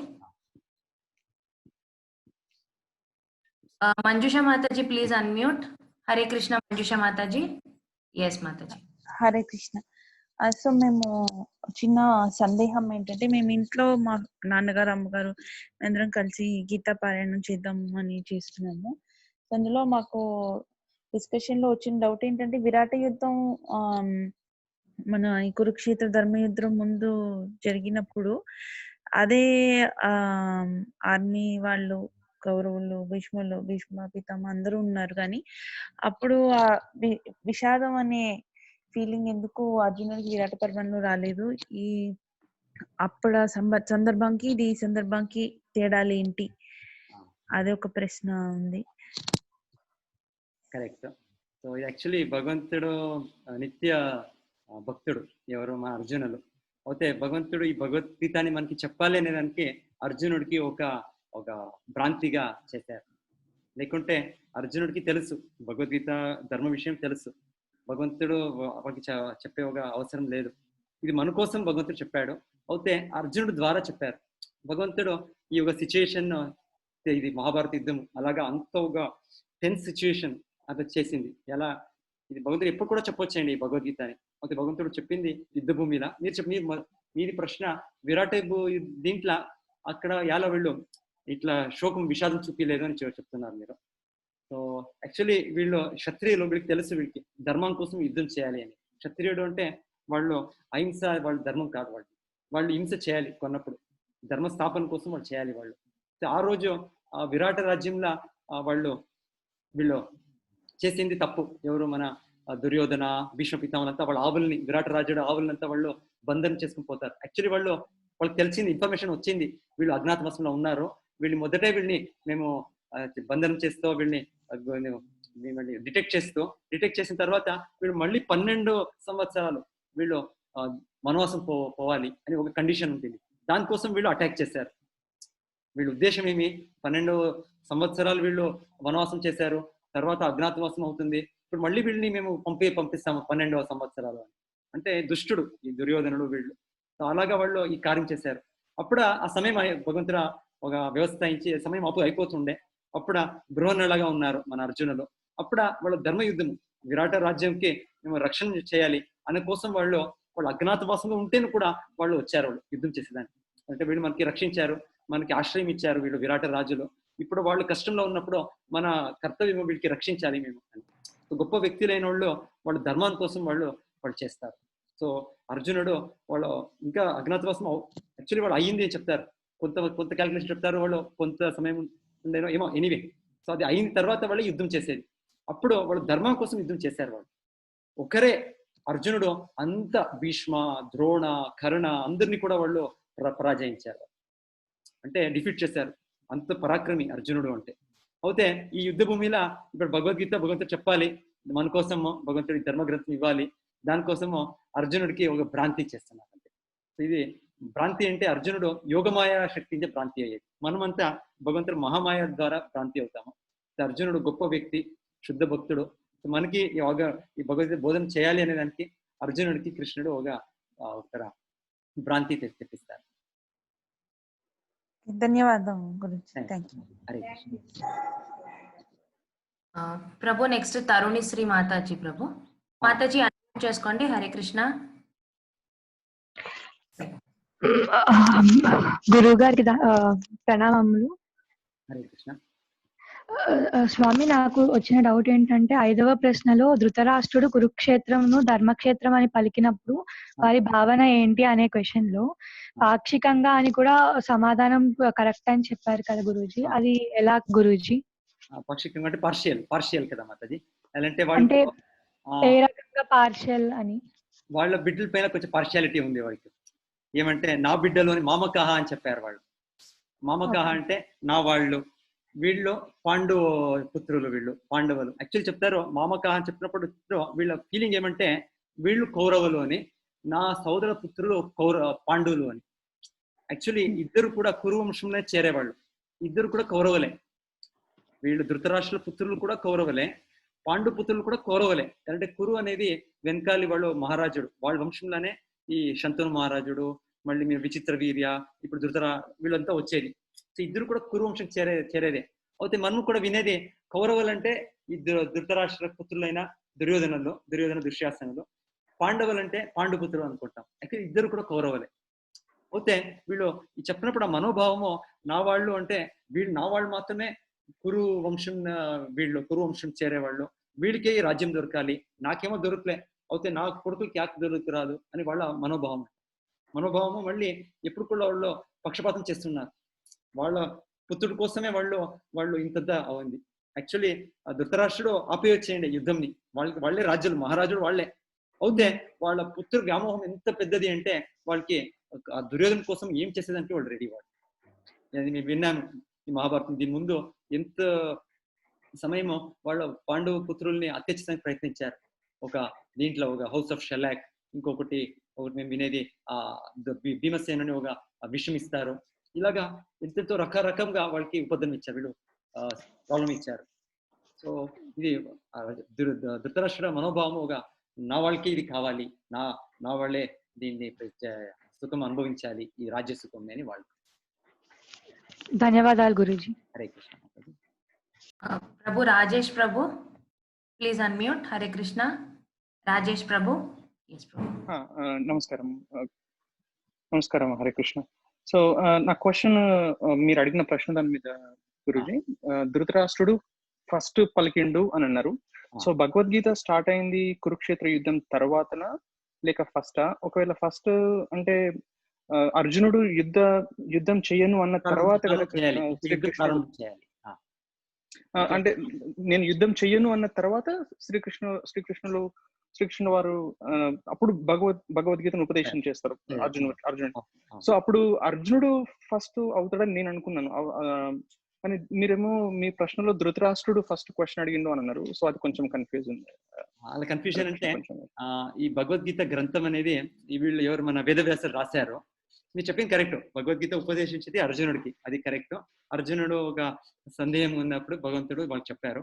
అయితే ఇది గ్రంథము, భగవద్గీత గ్రంథం అని ఏమి వింటామో, ఈ గ్రంథము ఎక్కడి నుంచి, ఇది మహాభారత భాగం. ఇది మహాభారతంలో ఇది యుద్ధం అయ్యేది ఒక ఇది ఉంది, పర్వాలు అని చెప్తారు. ఈ పర్వాల్లో ఇది ఒక ఇక్కడి నుంచి స్టార్ట్ అవుతుంది అంటే వేదవ్యాసంలో ఇక్కడి నుంచి ఎవరు ధృతరాష్ట్రుడు ప్రశ్నించేది అని మొదటి అధ్యాయమే ఇది అర్జున విషాద యోగం అని పేరు. దీని పేరు 46 శ్లోకాలు ఉంది. దీంట్లో మొదటి శ్లోకం ఎవరు చెప్పారు అన్నది ఆయన అడిగింది. లేకుంటే మీరు చెప్పింది కరెక్ట్, ఇది ఎవరికి? అర్జునుడికే ఇది చెప్తుండే భగవంతుడి సమాధానం భగవద్గీత అర్జునుడి కోసమే భగవంతుడు చెప్తుంది. అయితే ఇది గ్రంథంగా వేదవ్యాసులు రాశారు, దీన్ని మహాభారతంలో పెట్టారు ఇది భగవద్గీత అని. ఇది మొదటి శ్లోకం యావది అని నేను అడిగాను. అలాగా. శ్రేయస్ ఆకారపు మాతాజీ. హరే కృష్ణ. శ్రేయస్ మాతాజీ. స్వామీజీ, నాకు ఒక క్వశ్చన్. ఈ అధ్యాయాలన్నీ 18 అధ్యాయాలు అవి ఏదన్నా ఒక PDF అండ్ ఆడియో ఫార్మాట్ లో ఏదన్నా ఇది పెట్టాము. నేను గ్రూప్ లో లింక్ పెట్టాను, ఒక ఎడ్యుకేషన్ ఇది అని. మీరంతా దాంట్లో మీ రిజిస్టర్ చేసుకోండి. ఆటోమేటిక్ గా మీకు ఆ లింక్ దొరికి అక్కడ మీకు ఈ వీడియోస్, ఆ PDF, ఈ క్విజెస్ కూడా రోజు ఏమేమో అధ్యాయం అవుతుంది దాని క్విజెస్ పెట్టాము. మీరు అక్కడ ఆన్సర్ చేయండి. ఒక చాలా 5-10 minutes రోజు మీకు అంతే కదా క్విజ్ ఆన్సర్ చేసేదానికి. ప్రతిరోజు మీకు మార్క్స్ కూడా దొరుకుతుంది దాని నుంచి. అంతిమంగా ఆటోమేటిక్ గా మీకు సర్టిఫికేట్ కూడా మీకు వస్తుంది మీకు ఈమెయిల్కి. అలాగే చేశారు. ఇది ఆ లింక్ పెట్టాను, దాంతో మీరు ఇచ్చేసుకోండి మీరు దాన్ని. ప్రభుజీ. హరే కృష్ణ.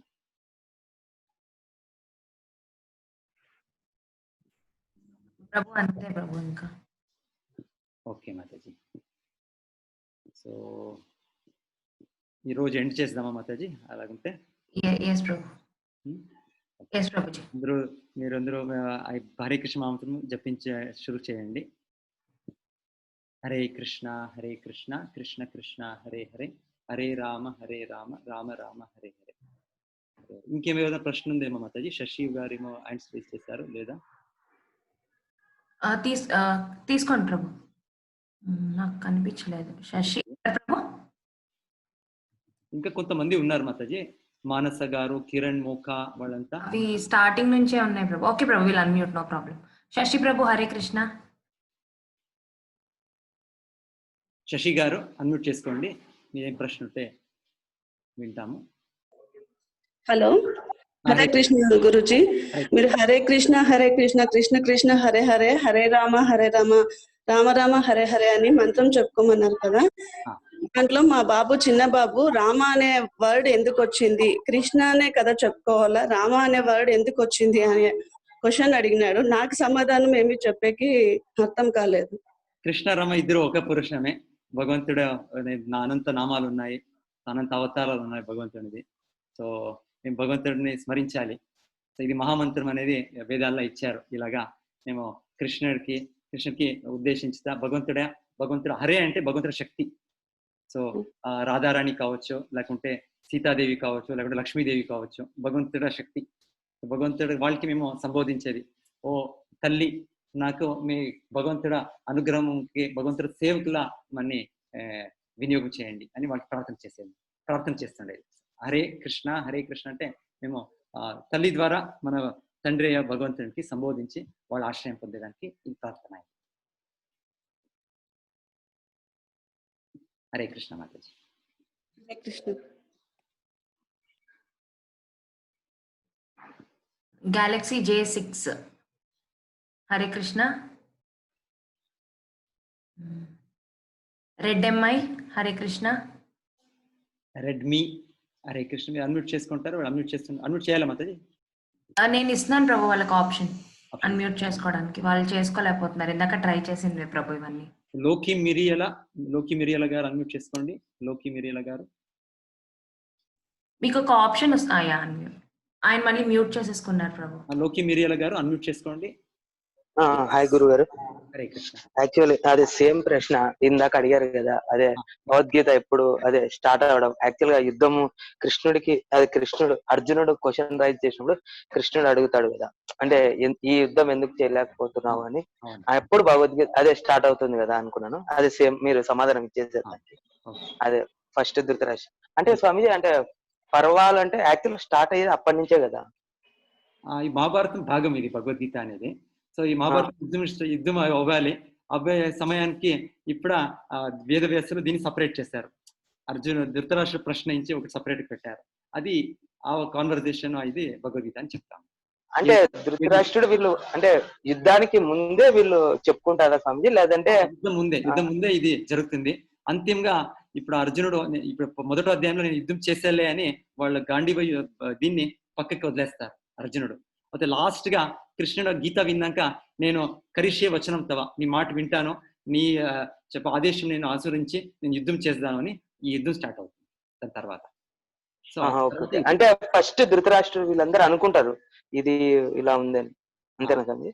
ఇది సెట్టింగ్ ద సీన్ అంటారు మొదట అధ్యాయం. ఇది సీన్ సెట్ అవుతుంది. Okay sir, thank you.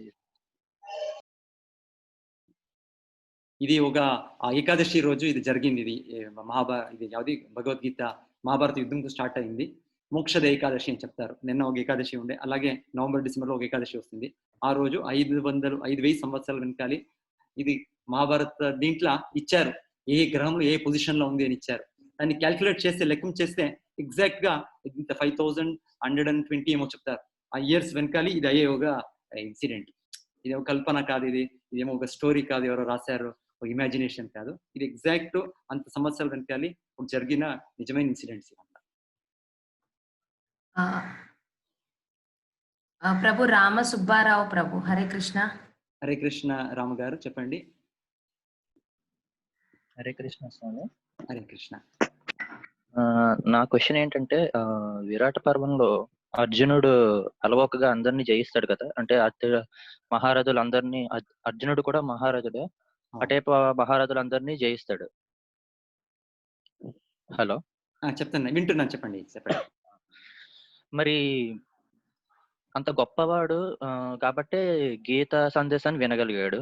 మరి అలాంటి వాడు కర్ణుడు ఇంకా మహాభారత యుద్ధంలో కొన్ని సందర్భాల్లో అధర్మ యుద్ధం చేశారు కదా, అంటే ఆ సందర్భం అలా అధర్మ యుద్ధం చేయడానికి ఇటువైపు ఇంత మహాన్ యోధుడు ఉన్నాడు, మరి అంత గొప్ప యోధుడు ఉన్నా సరే కొన్ని సందర్భాల్లో అధర్మ యుద్ధం జరిగింది. అంటే భగవంతుడు ఆదేశంగా చేశారు వాళ్ళు. యాక్చువల్లీ అర్జునుడికి చేసే ఒక మనసు లేదు, అది భగవంతునికి. వీడు ఒక అసురుడు, ఈ కర్ణుడు అసురుడు. వెనకాలి జన్మంలో కర్ణుడు సహస్ర ఏం చెప్తారు వాడు ఒక అసురుడు యాక్చువల్లీ వెనకాలి జన్మంలో.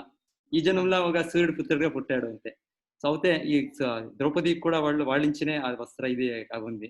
సో ఇవంతా చూసి భగవంతుడు ఈ వ్యక్తికి ఇలాగే చేయాలి. భగవంతుడు ఒక నేరంగా కూడా ధర్మంగా కూడా హత్య చేయొచ్చు, భగవంతుడికి ఏమి లేదు అని కాదు. అయితే ఈ వ్యక్తికి ఇది అధర్మంగానే చేయాలి అని వీళ్ళందరికీ, దుర్యోధనుడు కావచ్చు, కర్ణుడు కావచ్చు, అలాగే భగవంతుడు వాళ్ళని ఒక ప్లాన్ చేసి వాళ్ళు హత్య చేశారు. వీళ్ళు ఆగ్నంగా వాళ్ళు చేశారు. లేకుంటే అర్జునుడికి యుద్ధం చేయాలి, మనకి కావాలి, అధర్మంగా చేయాలి అని అర్జునుడికి మనసు. అర్జునుడు సంకల్పిస్తే, అర్జునుడు శ్రీకృష్ణ పరమాత్ముడు వీళ్ళిద్దరూ అనుకుంటే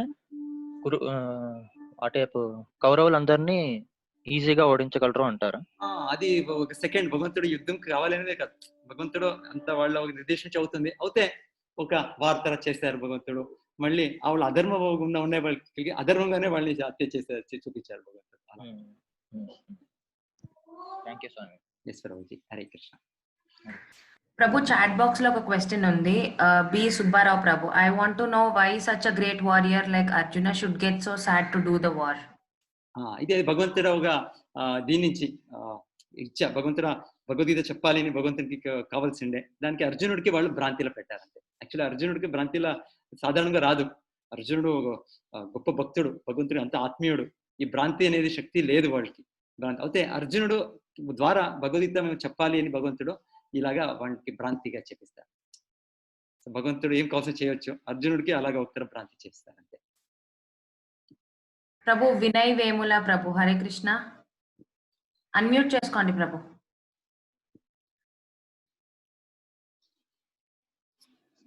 హలో, చెప్పండి Prabhuji. Prabhuji, I have question. So ఇక్కడ రామావతారం ఫస్ట్, తర్వాత కృష్ణావతారం కదా. ఎస్ ప్రభుజీ.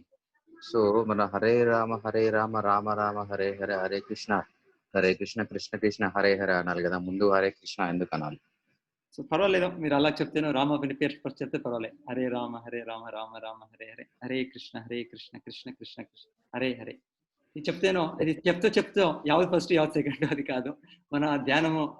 నేను అంటే నా లాజికల్ గా ఆలోచన అంటే రామావతారం ముందు కదా, ఫస్ట్ రామావతారం ముందు అంటే ఎలాగంటే ఇది చెప్పేది భగవంతుడి రూపంలో అనన్య ఎప్పుడు కూడా ఉంది, నిత్యంగా ఉంది.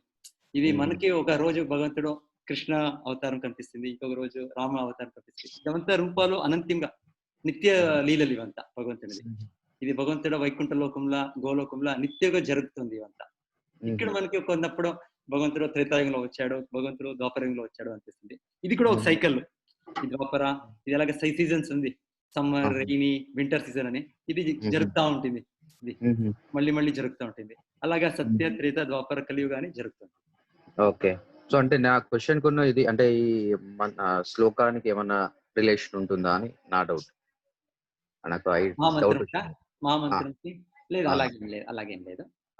నామాలు, ఇది భగవంతుడి నామం మేము చెప్పాలి అని వేదాల్లో. హరేర్ నామ ఇవ కేవలం కలవు నాస్తేవ గతిరనేత. మన కలియుగాల భగవంతుడి నామంని మేము చెప్పాలి, ఇదే మనకి ధర్మ మార్గము అని, యుగ ధర్మం అని చెప్పాలి. అంటే హరే రామ ముందు చెప్పి హరే కృష్ణ ఎట్లా చెప్పినా పర్వాలేదు అంట. పర్వాలేదు, అది పర్వాలేదు. Thank you, thanks so much. ప్రభు, చాట్ బాక్స్ లో ఇంకొక 2 క్వశ్చన్స్ ఉన్నాయి ప్రభు. How do we apply this into our daily lifes? Bhagavad Gita ఇప్పుడు ఎలాగా అర్జునుడు చూడండి, అర్జునుడు కన్ఫ్యూజన్ లో ఉన్నారు, నేను యుద్ధం చేసే కాదు అని. సో ఆ భగవద్గీతలో అర్జునుడికి కృష్ణుడు ఇప్పుడేమి ఒక మ్యాజిక్ చేసి ఇంకేం వాళ్ళకి ఇచ్చేస్తాలే. మ్యాజిక్ అంటే చెప్పేది ఇంకేం వాళ్ళకి ఇప్పుడు మిలిటరీకి స్పెషల్ ట్రైనింగ్ ఇచ్చి ఏమి చేస్తలే. ట్రైనింగ్ అంతా ఉంది, అయితే వాళ్ళ మనస్థితి వాళ్ళకి లేదు వాళ్ళకి. సో మనకు ముఖ్యంగా ఏ కార్యం చేస్తేనే ఏమో డ్యూటీ చేస్తేనో మనస్థితి కావాలి. మనస్థితి అంటే మనసులో మనకి ఉత్సాహము, నిశ్చయము, ధైర్యం. ఉత్సాహ, నిశ్చయ, ధైర్య తత్తత్ కర్మ ప్రవర్తన. సో ఉత్సాహం లేకుండా మనకి నిశ్చయం, పేషెన్స్ లేకుండా, మన ఒక కాన్ఫిడెన్స్ లేకుండా ఏం కార్యం చేసే కాదు మనకి. ఇది భక్తిలో ఉన్నప్పుడు మనకి అది జరుగుతుంది. మేము ఏం చేసేదానికి ఒక కార్యంకి ఒక పర్పస్ జరుగుతుంది, ఒక లక్ష్యం జరుగుతుంది మనకి జీవనంలో. లేకుంటే మేము యాళ్ళు ఇలా చేస్తున్నాము, యాళ్ళు ఇలా చేయాలి. ఇప్పుడు అర్జునుడు అదే ప్రశ్న వేస్తుండేది, నేను యాళ్ళు చేయాలి, ఎవరి కోసం చేయాలి, ఇది నా స్వార్థం కోసమా, నాకు వద్దు రాజ్యం, నాకు వీళ్ళు ఆలోచిస్తున్నారు. భగవద్గీత విన్నాక ఇది ధర్మయుద్ధము, ఇది భగవంతుడికి కావాలి, ఇది భగవంతుని కోసం కావాలి, భగవంతుని ప్రీత్యర్థం అవుతే అన్ని సమాజానికే ఇది మంచిదవుతుంది కదా, నేను ఇది చేస్తాను, నేను నాకు ఎంత కష్టం అవుతే నేను చేస్తాను అని వాళ్ళు యుద్ధం చేశారు. ఆ యుద్ధం చేసినప్పుడు ఎంత రివర్సెస్ వచ్చింది, వాళ్ళ తన పుత్రుడు అభిమన్యు అయింది, అవుతేనే వాళ్ళు యుద్ధం చేశారు. అంటే చెప్పేది తన కర్తవ్యము, తన డ్యూటీ అనేది వాళ్ళు సరిగా అవగాహన చేసుకున్నారు. సో మనకు కూడా ఈ జీవితంలో ఒక డ్యూటీలు అనేది ఉన్నాయి. అది డ్యూటీలు అనేది మేము ఇది ధర్మం ఇచ్చి, భగవద్గీత ఇచ్చి మేము వింటూ మేము అదేమి డ్యూటీ అని మేము అవగాహన చేసుకున్నాం. సో ఈ డ్యూటీ అనేది మేము సృష్టించేది కాదు. ఈ డ్యూటీ కర్తవ్యం అనేది శాస్త్ర నిర్దేశం నుంచి మేము చేస్తూ ఉండే కర్తవ్యాలు ఎలాగ భగవంతుడు అనుబంధం పొంది మేము చేసుకోవాలి అని మేము అవగాహన చేసుకుంటాం. భగవద్గీత నుంచి మనకి తెలుస్తుంది. మనకి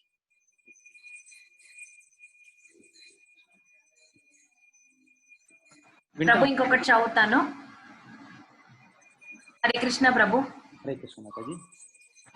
ప్రభుజీ ఒకటి నేను చదువుతాను. Bhagavad Gita listen by Arjuna and all others. If so, after listening Bhagavad Gita, why people remain not changing their behavior? They were able to stop the war, but why it is not happened? Prabhuji, please clarify. అదే చెప్తారు, భగవంతుడు మనకి ఒక స్వతంత్రం అనేది ఇచ్చాడు. మేము భగవంతుడి అంశము, ప్రతి ఒక్కరికి ఒక స్వతంత్రం ఉంది. సో మనము ఈ విన్నాక తర్వాతను మేము అలా చేయాలో వద్దు అది మనకు వదిలేసేది. అర్జునుడికి కూడా భగవద్గీతలో అంత్యంగా కృష్ణుడు చెప్పేది యథా ఇచ్చసి తథాకురు. నేను భగవద్గీత చెప్పాను నీకు, అయితే నువ్వు ఏం చేస్తావో, నువ్వు యుద్ధం చేసేదో అది నీకు అని భగవంతుడు చెప్పాడు. అంటే భగవంతుడు ఎప్పుడు కూడా ప్రతి జీవుడికి ఒక స్వతంత్రం అనేది ఇస్తారు. మేము ఆ స్వతంత్రంని సరి అయిన మార్గంగా దాన్ని మేము యూజ్ చేయాలి. సో అది అప్పుడు మనము అది సరిపోతుంది. అయితే కొంత సమయము మన అసుర స్వభావం ఎక్కువ అయినప్పుడు మనకు భగవంతుడ ఇది మాటలు, భగవంతుడ మార్గదర్శనం మనకి కొంత స్వీకారం కాదు. లేకుంటే మూలంగా ప్రతి ఒక్క జీవిని కూడా పుణ్యాత్ముడే, ప్రతి ఒక్క జీవిని. అలాగా ఈ మనుజులైన పుట్టిన దాని నుంచి మనకి ఇది అవగాహన చేసుకొని మేము భక్తులు అవ్వచ్చు. మనకి ఎవరు కూడా మేము ఎంతో రజోగుణ, తమోగుణ, అసుర స్వభావం మనలోగా ఉంటేనో మేము మార్చవచ్చు. ఎంతో మంది ఉన్నారు, మేము వినే చూసేది మృగారి, వాల్మీకి, అలాగా వ్యక్తిలో వాళ్ళు ఎంత మార్చారు వాళ్ళు. సో అలాగా అది అవుతుంది. అయితే మనము కూడా దానికి God helps those who help themselves. భగవంతుడు ఎవరికి సాయం చేస్తాడంటే ఎవరు వాళ్ళు హెల్ప్ చేసుకుంటారు. సో అలాగే మనం కూడా ఒక స్టెప్ తీసుకునాలి, భగవంతుడు ఇంకా 10 స్టెప్ మన దగ్గర వస్తారు. ప్రభు లాస్ట్ క్వశ్చన్ నాగేశ్వర్ రెడ్డి, సీరా నాగేశ్వర రెడ్డి. ప్రభు ప్లీజ్ అన్మ్యూట్. స్వామి నమస్కారం. స్వామి నమస్కారం. మీ ఎక్స్ప్లెనేషన్ ఓకే, బాగానే ఉంది స్వామి. కాకపోతే నాకు చిన్న సందేశం ఏంటంటే, ఇందాక ఒక స్వామి అడిగారు కదా రియల్ లైఫ్ లో ఎలా అప్లై చేయాలనేది. అంటే ప్రజెంట్ ఉన్న సిచ్యువేషన్ లో పర్టికులర్ గా అందరు ఎంప్లాయీస్ గా ఉంటున్నారు. ఎంప్లాయీస్ గా ఉన్న టైంలో ఏంటంటే కొందరు స్మూత్ గా వర్క్ చేసుకుంటూ వెళ్ళిపోతున్నారు. అలాంటి వాళ్ళ మీద ఎవరైతే బాగా వర్క్ చేస్తారో, ఎవరైతే నిజాయితీగా వర్క్ చేస్తారో అలాంటి వాళ్ళు కొంచెం ఇన్నోసెంట్ గా, అంటే పట్టించుకోకపోవడం, ఏమైతే ఏముందిలే వాళ్ళ పాపాన వాళ్ళే పోతారు అన్న విషయంలో అంటే కుళ్ళు కుతంత్రం అనేది ఎక్కువ అయిపోతుంది.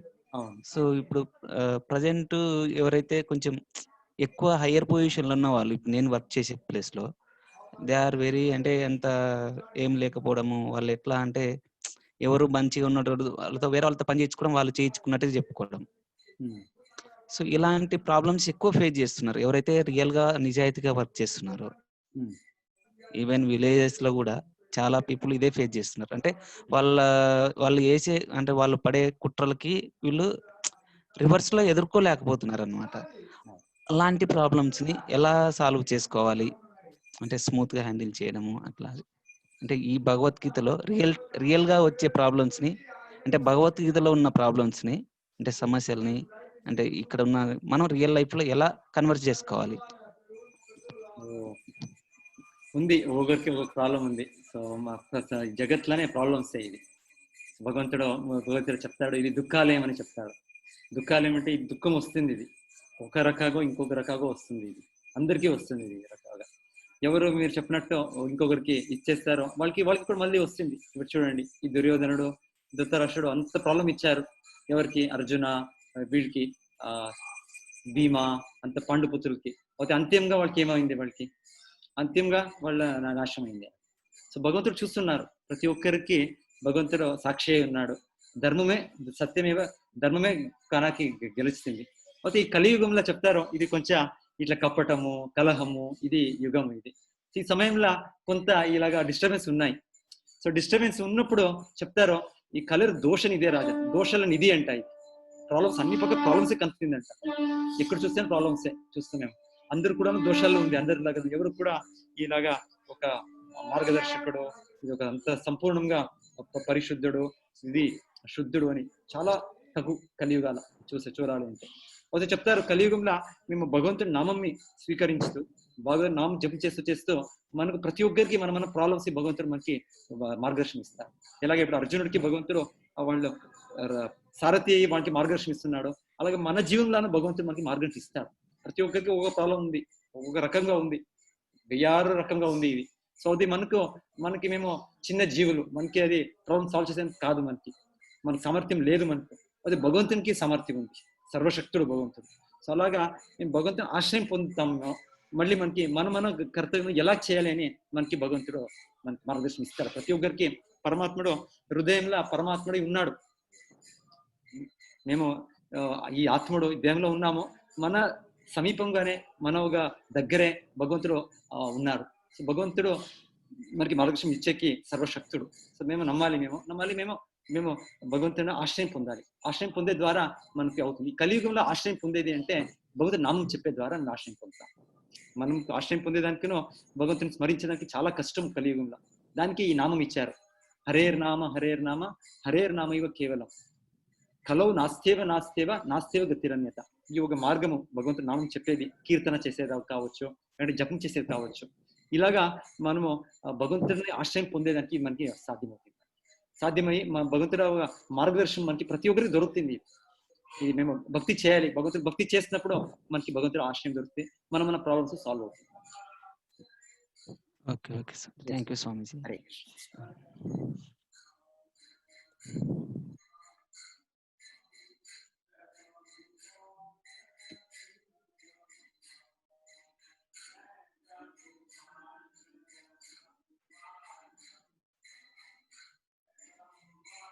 ప్రభుజీ జిఎల్ నరసింహం ప్రభు చెప్పండి sir. Layer Prabhu. yes. Prabhu please unmute. GL Narasimha Prabhu. Hare Krishna. Hello. Hare Krishna, చెప్పండి సార్. నమస్కారం గురుజీ. ఇప్పుడు ఈ ఇంతమంది యోధులు, పెద్దవాళ్ళు, తెలిసిన వాళ్ళు, అన్ని తెలిసిన వాళ్ళు, లైక్ మన భీష్ముడు గాని, ద్రోణాచార్యుడు గాని, సంజయుడు గాని, ధర్మరాజు గాని, ఇంత బోలు మంది ఉన్నప్పుడు ఈ కృష్ణ పరమాత్మ అర్జునుడినే ఎందుకు సెలెక్ట్ చేశారు ఈ గీత బోధ కోసం? అవును, భగవంతుడికి ఎవరికి కూడా చెప్పొచ్చాయండి, అది కరెక్ట్. సో అర్జునుడు ఒకటి చెప్పేది, అందరికన్నా ఎక్కువగా ఆత్మీయుడు అని చెప్తారు. కృష్ణుడికి అర్జునుడు అంటే అంత ఆత్మీయుడు అని చెప్తారు, చాలా ఆత్మీయుడు. వీళ్ళు ఆత్మీయులే, ఎవరు మీరు చెప్పినట్లు వీళ్ళు గొప్ప వ్యక్తులే. ఎవరు? భీష్మ పితామహుడు కావచ్చు, వేదవ్యాసులు, ఈ ధర్మరాజుడు, భీమసేన, వీళ్ళందరూ కూడా అంతే ఆత్మీయులే. ఇంకా ఎంతో మంది ఉన్నారు బృందావనాల, ద్వారకాల. సో భగవంతుడు ఈ ఒకటి ఏమంటే, ఈ యుద్ధ భూమిలో భగవంతుడు చెప్పేదానికి భగవంతుడు ఒక ఇచ్చా. అంటే అంత ఒక టఫ్ సిచ్యుయేషన్ లో కూడా భగవద్గీత అది పరిహారం ఉంది అని చూపించేదానికి. మనకి జీవనంలో ఎంతో డిఫికల్ట్ సిచ్యువేషన్స్ వస్తుంది. ఈ రోజు ఇప్పుడు కరోనా ఉంది, ఇది కూడా ఒక డిఫికల్ట్ సిచ్యువేషన్ సమాజంలో. సో ఎంతెంతో డిఫికల్ట్ సిచ్యువేషన్ ఉన్నప్పుడు ఈ భగవద్గీతలో ఒక పరిహారం ఉంది అని చూపించేదానికి భగవంతుడు ఇలాగ ఒక సిచ్యువేషన్ క్రియేట్ చేశాడు, ఒక యుద్ధ భూమి చేశాడు. ఆ యుద్ధ భూమిలో మీరు చెప్పినట్లు వీళ్ళందరికీ చెప్పొచ్చేయండి, అక్కడ ఉపస్థితులై ఉన్నారు. మన భీష్మ పితామహులు ఉన్నారు, ధర్మరాజుడు ఉన్నారు. అవుతేనో అర్జునుడికి చూస్ చేశారు ఈ భగవద్గీతకి. మీరు చెప్పేది భగవంతుడు ఫైనలీ భగవంతుడు చాయిస్, భగవంతుడు స్వతంత్రుడు చాయిస్. ఇంకా ఇంతతో కారణాలు ఉండొచ్చు. ఎందుకు ఒక కారణము వాడు ఆత్మీయుడు, అర్జునుడు చాలా ఆత్మీయుడు అని చెప్తారు ఒక కారణం. ఇంకా ఇంతో కారణాలు ఉండొచ్చు దీనికి భగవంతుడు అర్జునుడికి చెప్తారు. ఇంకో ప్రశ్న ఏంటంటే, ఇది మన గీత స్టార్టింగ్ ధర్మక్షేత్రే కురుక్షేత్రే అని స్టార్ట్ అవుతుంది కదా. కురుక్షేత్రం ధర్మక్షేత్రం ఎలా అవుతుంది? యాక్చువల్లీ కురుక్షేత్ర ఇది ఒక ప్రదేశము, ఇప్పుడు కూడా ఉంది. కురుక్షేత్ర సిటీ నగరం ఉంది. వేదాల్లో చెప్పారు కురుక్షేత్ర అనేది ఒక కురుక్షేత్రే ధర్మం ఆచర్యత అని చెప్పారు. ఈ ధర్మ కార్యాలు మేము చేసేయాలి, అక్కడ చేస్తే అది ఎక్కువగా ఫలం దొరుకుతుంది అని చెప్పారు. ఈ దేవతలు కూడా కొన్నప్పుడు వచ్చి అక్కడ చేస్తారు అని వేదాల్లో చెప్పారంట. వేదాలు చెప్తారు ఈ కురుక్షేత్రం గురించి. ఎలాగా మనము ఇప్పుడు తిరుమల తిరుపతి అంటే అది ధర్మక్షేత్రము, జగన్నాథుడు అంటే ధర్మక్షేత్రము, శ్రీరంగ క్షేత్రం ధర్మక్షేత్రము, మాయాపుర, బృందావన, ద్వారక, ఇది అలాగా కురుక్షేత్ర కూడా ఈ ప్రయాగ, అలాగే ఇది ఒక ఈ రోజు చూస్తే అది నగరం అయిపోయింది, మార్చిపోయింది. అయితే వేదాలు చెప్పారు ఇది ఒక ధర్మక్షేత్రం, ఇది ఈ రోజు ఇదే చెప్పారు కురుక్షేత్రం గురించి. నమస్కారం గురుజీ.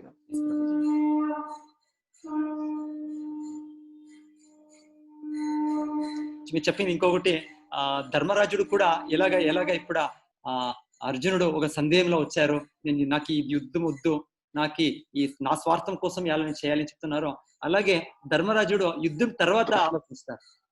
ఈ యుద్ధం అంతా అయిపోతుంది, అంత మంది అంతా హత్య అయ్యారు. అయితే ధర్మరాజుడు చెప్తారు, నా కోసం ఇదంతా అయింది కదా, నేను ఒక పెద్ద పాపి, నేను నరకంలోనే నిత్యంగా నివాసం చేయాలి, నేను రాజుడు అవ్వలే అని వాళ్ళు నిరాకరించుతారు మొదటగా. తర్వాత కృష్ణుడు చెప్తారు, కృష్ణుడు చెప్పినోడు కూడా వాళ్ళు వినలే, అది భగవంతుడు ఒక వ్యవస్థ. కృష్ణుడు చెప్తేనో ధర్మరాజుడు నాకు వద్దు రాజ్యము, నేను స్వీకరించలే పట్టం అని చెప్తారంట, ఈ రాజ్య స్థానం. తర్వాత కృష్ణుడు వీళ్ళకు భీష్మ పితామహుల దగ్గర తీసుకొని పోతారు. అప్పుడు భీష్మ పితామహులు ఉపదేశించినప్పుడు అప్పుడు ఆ ధర్మరాజుడు, లేదు ఇది ధర్మ కోసం ధర్మ యుద్ధం అయింది, ఇది భగవంతుడు శ్రీకృష్ణుడు ఒక ప్లాన్, ఇది అలా అంత జరుగుతుండేది, సో దీంట్లో ఏమి తప్పులే, నేను నా కార్యం నేను కర్తవ్యం చేస్తాను అని వాళ్ళు రాజ్యుడిగా స్వీకరించేస్తారు. వాళ్ళు కూడా మళ్ళీ ఇదే ఏ రకంగా అర్జునుడు ఎలా భ్రాంతిగా పోయారో వాళ్ళు కూడా ఈ మహాభారత యుద్ధం తర్వాత ధర్మరాజుడు భ్రాంతికి పోతారు, నాకు వద్దు ఇది, నాకు ఈ రాజ్యం వద్దు నాకు అని వాళ్ళు చెప్తారు. వీళ్ళంతా యాక్చువల్లీ వీళ్ళు మృదు స్వభావులు, వీళ్ళు పాండవులు అంటే వీళ్ళు అంత ధర్మ పురుషులు, వీళ్ళ స్వభావాన్ని మేము తెలుసుకోవచ్చు. ఇంకొక అదే దీంట్లో ఇప్పుడు ఇంత ఈ కలి పురుషుడి యొక్క ప్రభావం ఇంత విపరీతంగా ఉండడం వల్ల ఎక్కడ చూసినా అన్యాయాలను హింసలోను ఇవన్నీ జరుగుతున్నాయి. ఇప్పుడు మన ఒక మనిషి మారాలి అని అంటే అది భగవంతుని ఆజ్ఞగా ఉండాలా, లేకపోతే మనిషి తనంతా తాను మారడానికి అన్వేషించుకోవాలా? ప్రతి ఒక్కరు అన్వేషించుకోవాలి, మన మంచిదానికే మేము అన్వేషించుకోవాలి, మేము ప్రయత్నం చేయాలి. ప్రయత్నం చేసినప్పుడు భగవంతుడు మనకు సాయం చేస్తారు. ఇప్పుడు నేను మారతాను అని అనడానికి నువ్వు ఇతను మారాలి అని భగవంతుని ఇది ఆశీస్సులు ఉంటాయంటారు కదా. భగవంతుడికి ఎట్లా అంటే తండ్రికి ఎప్పుడు కూడా తన బిడ్డలో మంచి కావాలని ఆశ ఉంటుంది. భగవంతుడు ఎప్పుడూ ఆశ ఉంది మనకి, మేము చేంజ్ అవ్వాలి అని. అయితే భగవంతుడు ఫోర్స్ చేసేలే, సాధారణ మామూలుగా ఫోర్స్ చేసేలే. ఒక లాస్ట్ చిన్న డౌట్, ఎందుకంటే ఈ మధ్య మళ్ళీ మొదలు పెట్టుకున్నాం మేము పారాయణ, రోజు చేసుకుంటాం ప్రతి శుక్రవారం. దీనిలో ఒకే ఒక చిన్న ధర్మము అంటే దానికి నాకు ఒక ఎగ్జాంపుల్, ఒక అర్థం కొంచెం చెప్పగలరా స్వామీజీ? యాక్చువల్లీ ధర్మము ఎంతో మీనింగ్స్ చెప్తారు. ఒక మీనింగ్ ఏమంటే ధర్మంతో సాక్షాత్ భగవత్ ప్రణీతం. ధర్మం అంటే ఎవరు భగవంతుడు చెప్పాడు అది ధర్మము అని. ఎలాగా ఒక సర్కారం ఇచ్చేది ఒక లా అని చెప్తాం మేము. లా అని ఒక ల్యాండ్ లా ఒకటి state laws, civil laws, criminal laws అని చెప్తాం మేము. సో ఇది చెప్పేది సర్కారం ఇచ్చేది, ఇది మీరు మీరు డిస్కషన్ చేసే కాదు, ఇది దాన్ని చేసేది సర్కారం అనేది. అలాగే చెప్తారు ధర్మం అనేది ఈ లా ఆఫ్ గాడ్ అని చెప్తారు, భగవంతుడు ఇచ్చే ఒక నియమాలు, ఇది వాళ్ళు సృష్టించారు అని చెప్తారు. సో ఈ వేదాలు అనేది భగవంతుడి నుంచినే వస్తుండే ధర్మ పుస్తకాలు ఇవి. సో ఇది ధర్మ విషయాలు దాంట్లో ఉంటాయి. దాంట్లో ఇది ఒక రక దీని అవగాహన చేసుకోవచ్చు ధర్మం అంటే. సరేనండి, నమస్కారం అండి, థ్యాంక్స్. హరే కృష్ణ. హరే కృష్ణ.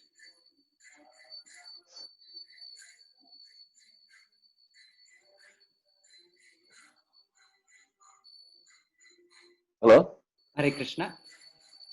ప్రభు వర్ధన్ సిద్ధం ప్రభు. హరే కృష్ణ. వర్ధన్ సిద్ధం ప్రభు. హరే కృష్ణ మాతాజీ. హరే కృష్ణ. ప్రభుజీ, నాకేంటి డౌట్ అంటే, ఇప్పుడు కురుక్షేత్రంలో కూడా ధర్మపక్షం వహించిన యుధిష్ఠిర మహారాజు కూడా లాస్ట్ కి ధర్మ యుద్ధంలో అబద్ధం చెప్పవలసి వచ్చింది. అది ధర్మమేనా అని సందేహం. Okay okay. సో నిజమైన పరమ సత్యము శ్రీకృష్ణుడు, అబ్సల్యూట్ ట్రూత్. సో ఆ కోసం మీరు అబద్ధము చెప్పేది అంటే తప్పలే. భగవంతుడు ఆజ్ఞ ఉన్నప్పుడు, ఆజ్ఞ లేకున్నప్పుడు మేము సత్యం చెప్పాలి. భగవంతుడు ఆజ్ఞ సాధారణంగా మామూలుగా అంటే మేము సత్యవంతులే ఉండాలి. అయితే శ్రీకృష్ణుడే చెప్పాడు నువ్వు అబద్ధం చెప్పాలి. సో అప్పుడు అది మేము చెప్పలేదంటే అది అధర్మం. అలాగే గురుజీ. అధర్మం. అలాగే గురుజీ. హరే కృష్ణ. అంతే ప్రభు, అయిపోయింది. ఓకే సార్, అంటే ఎండ్ చేద్దాము. అందరికి ధన్యవాదము. సో నేను గ్రూప్స్ లో కూడా పెట్టాను. సో మీరు ఆ లింక్స్ ఇంకేమైనా ఓపెన్ చేస్తాం. ఓకే ఓకే, అందరికి ధన్యవాదాలు. రేపు మళ్ళీ కలుస్తాం. హరే కృష్ణ. కృపా పతితనాం పావనేభ్యో వైష్ణవేభ్యో నమో నమః.